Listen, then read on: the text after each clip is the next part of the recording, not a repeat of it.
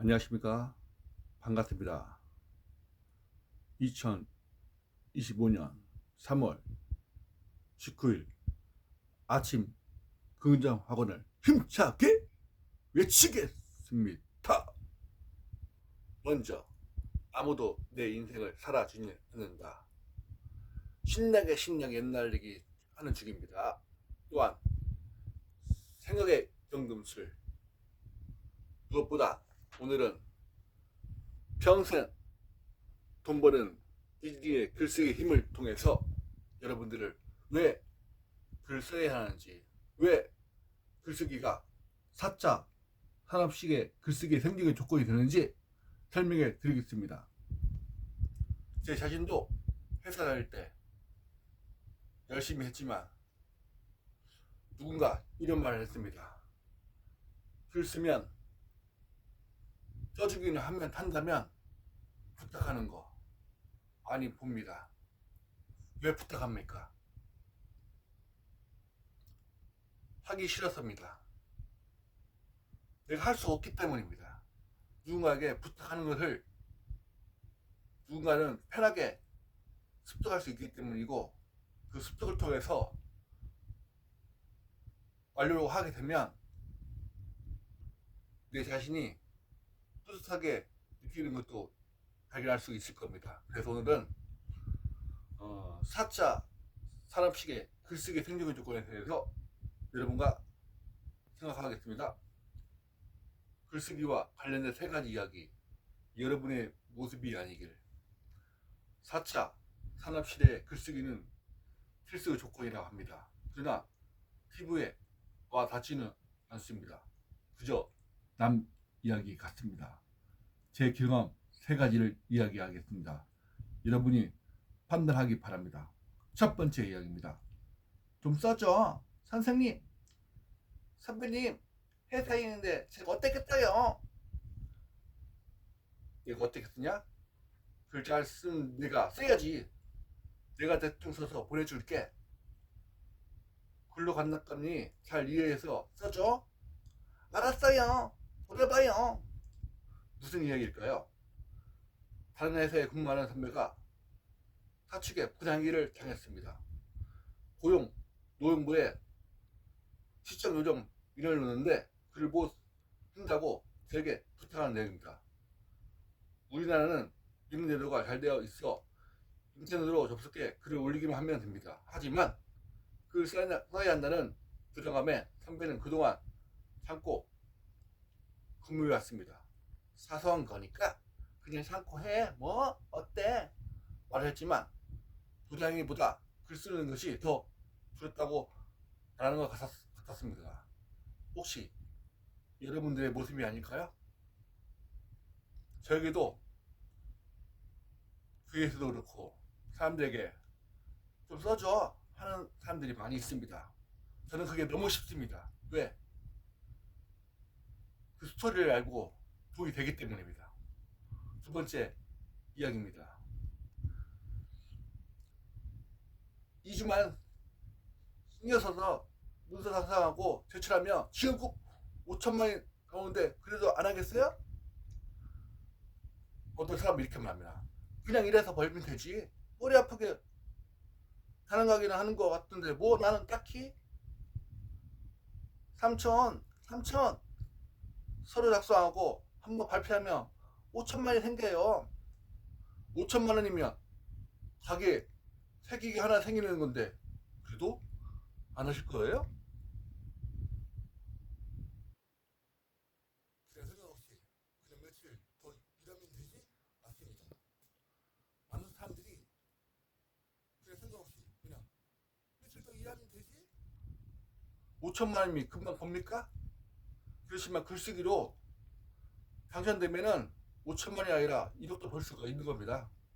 저는 그런 경험을 많이 했습니다.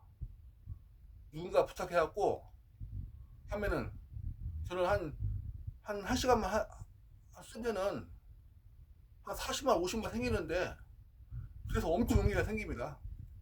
그래서 남에게도 꿀리지도 않고 내 얘기를 내 솔직한 그것을 누가 생각하든 말든 쓸 수가 있습니다. 또한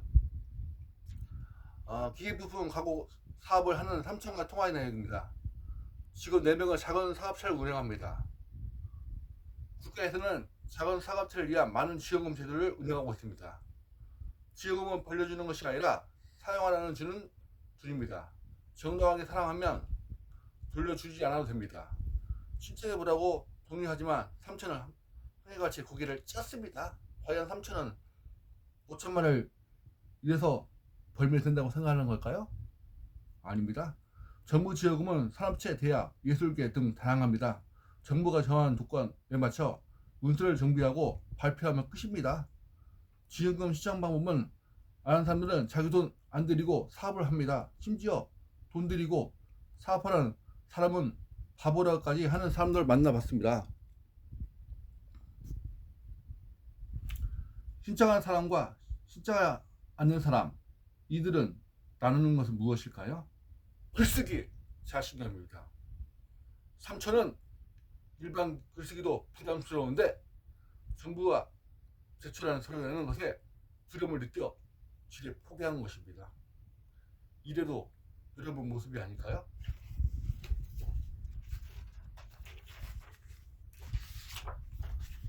또한 세 번째 이야기입니다.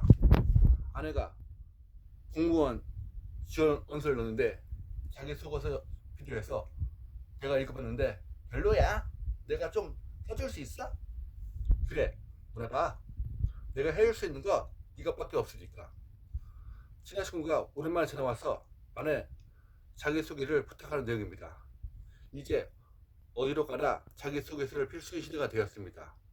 일명 유치원 입학에도 자기소개서를 써야 한다는 우스갯소리가 있습니다. 몇 년 동안 시험을 준비한 수업생들과 취업 준비생의 자기소개를 아예 예민할 수가 없습니다. 문제는 글쓰기 교육을 못 받았다는 데서 발생합니다. 어설픈 그 실력으로 인생을 자유하는 자기소개서를 쓰라고? 자신이 없습니다. 첨장을 받으려 해도 비용이 만만치 않습니다. 결국 불안한 마음에 흔들어져 전문가에게 자기소개를 대피를 부탁합니다. 문제는 또 발생합니다. 자기소개 내용이 비슷비슷합니다.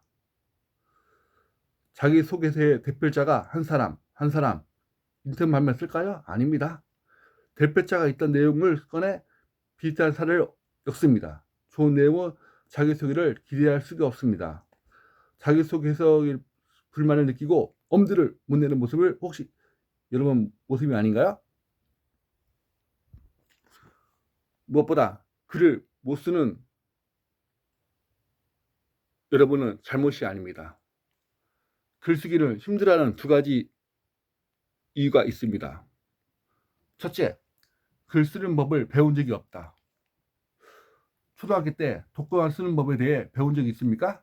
간단히 독거감이 어떤 것이냐는 것만 배웠지 쓰는 법을 배운 기억이 없습니다. 심지어 가르쳐 주지도 않고 글쓰기 되어 여러 평가만 했습니다. 상 받는 아이를 보며 나와 다른 세상이구나 했습니다. 둘째, 글쓰기는 문학의 범주에 가둬놓았다. 국어 시간에 분석하고 배운 글들을 모두 문학적 가치를 높은 글이라고 한다.